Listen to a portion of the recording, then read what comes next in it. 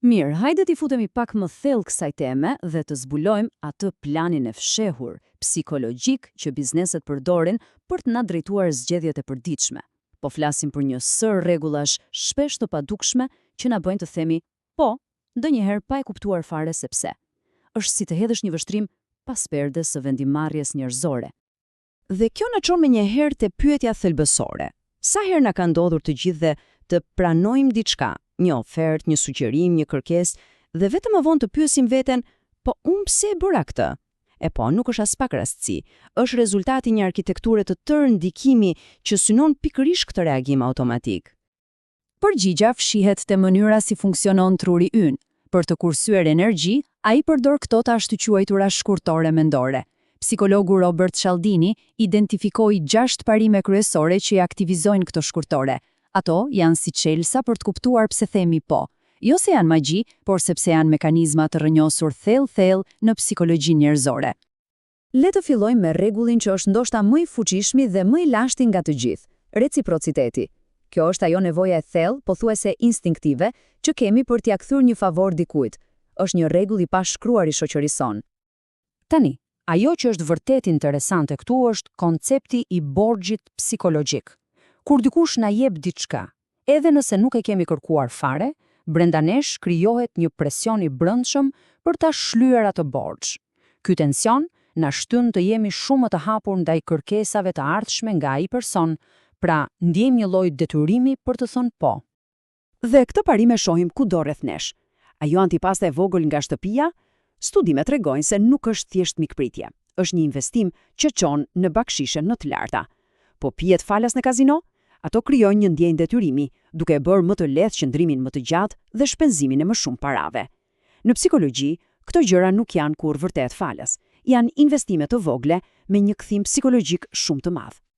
Tani, le të kalojmë te 2 parimet e tjera. Këto kanë të bëjnë më pak me shkëmbimin dhe më shumë me marrëdhënien që kemi me veten tonë dhe me turmën. Këtu hyn në lojë nevoja jon për të qenë konsistent dhe, natyrisht, për të ndjekur shumicën. Sa po marrim një angazhim të vogël, qoftë edhe vetëm me fjalë, një forcë e brendshme na shtyn që t'i qëndrojmë besnik atij angazhimi. Po pse? Sepse të qenit i paqëndrueshëm perceptohet si një dobësi shoqërore, një shenjë e një karakteri të pavendosur. Kështu, një po e vogël sot i hap rrugën një poje shumë më të madhe nesër. Shikojeni pak sa me zgjuarsi përdoret kjo. Një shitës nuk e ofron produktin direkt, por bën një pyetje të thjeshtë, a është cilësia e rëndësishme për ju? Pasi merr një po të sigurt, refuzimi i sugjerimit të tij bëhet psikologjikisht shumë i vështirë. Po ajo karta e besnikërisë na angazhon në një lojë të vogël dhe na bën të kthehemi prapë për të arritur qëllimin. Dhe kur një kazino etiketon dikë lojtar VIP, ai person fillon të veprojë sipas atij identiteti, duke justifikuar shpenzime më të mëdha për të ruajtur atë status. Ky është ai instinkti i ndjekjes së turmës. Kur jemi të pasigurt, truri ynë supozon se nëse shumë njerëz po bëjnë diçka, me siguri duhet të jetë gjëja e duhur. Është një shkurtore mendore që thotë, më mirë të gaboj me turmën se sa të jem i vetmi që kam të drejtë. Kjo eliminon nevojën për analizë personale dhe rrezikun e të qenit ndryshe. Mendojeni pak, një restorant plot konsiderohet automatikisht i mirë, ndërsa një bosh na bën të dyshojmë pavarësisht cilësisë reale të ushqimit.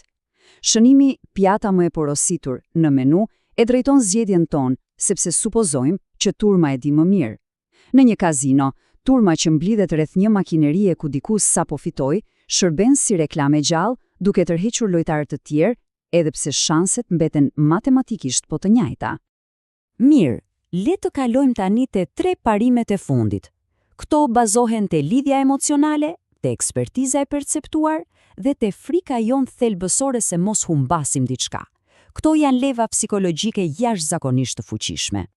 Le t'i zbërthejnë shpejt e shpejt. Pshimi ndërtohet përmes ngjashmërive dhe komplimenteve. Kemi prirjen t'u besojmë moshull atyre që i konsiderojmë si një prej nesh. Autoriteti funksionon duke u bazuar te simbolet, uniformat, titujt, diplomat, që na bëjnë t'ia delegojmë gjykimin ton ekspertit. Dhe mungesa. Kjo prek frikën tonë më të thellë, frikën e humbjes së një mundësie, e cila është një nxitës shumë më i fortë se dëshira për të fituar. Për shembull, kur një barist mban mend emrin dhe porosinë tënde, ai po ndërton përqim, duke e bërë klientin më besnik. Një sugjerim nga një host VIP me uniform merr më shumë peshë për shkak të autoritetit të perceptuar dhe pranohet më lehtë.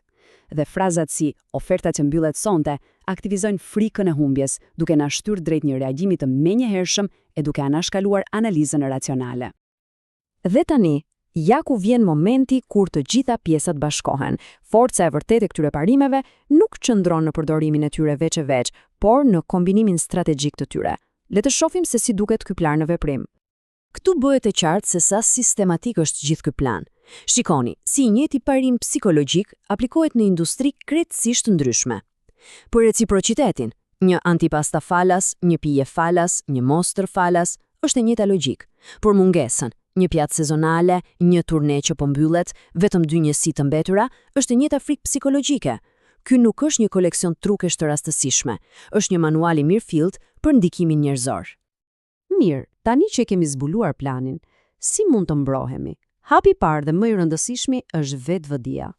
Vetëm fakti që i njeh këto rregulla është fuqia më e madhe për të mos rënë prej tyre verbërisht. Është shumë e rëndësishme të kuptojnë se këto mjete nuk janë në thelb të mira apo të këqija. Diferencën e bën qëllimi. Ndikimi etik i përdor këto parime për të ndërtuar marrëdhënie të sinqerta dhe për të ofruar vlerë reale. Manipulimi, nga ana tjetër, i përdor ato për të nxitur një vendim që është kundër interesit më të mirë të personit.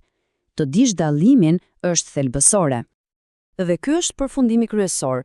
Në momentin që dallon një nga këto parime në veprim, një dhuratë të papritur, një ofertë me kod kufizuar, një pyetje angazhuese, ekuilibri i fuqisë ndryshon.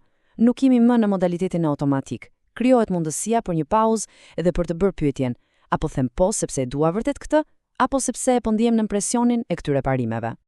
Dhe kjo është pyetja me të cilën do ta mbyllim. Tani që manuali është i hapur dhe rregullat janë të qarta, zgjedhja bëhet më e vetëdijshme. Herën tjetër që do të ndjeni atë shtysën e brendshme për të thënë po, ndoshta do të ndaleni për një sekond për të reflektuar mbi lojën që po luhet.